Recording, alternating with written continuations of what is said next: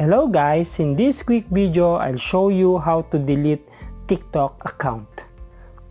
First, you need to open the TikTok application.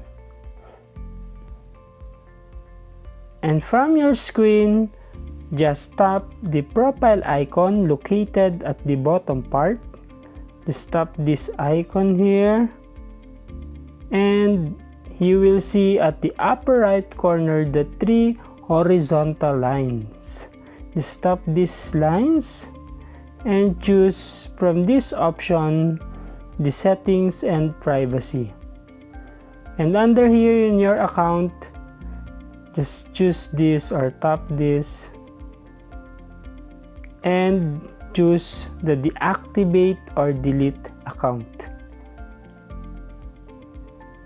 Next, you have two options here: to deactivate your account or to delete your account permanently.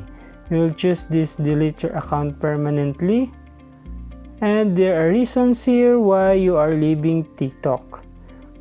You need to choose one of the options here, your reason why you will delete your account. As for example, I have multiple accounts. Then tap this continue.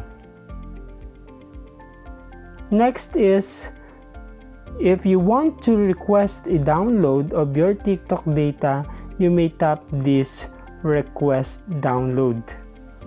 Or if you don't want, just continue by tapping this option and just press or tap this continue button.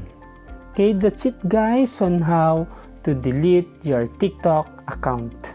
Thank you for watching and keep following for more video tips. Thank you guys.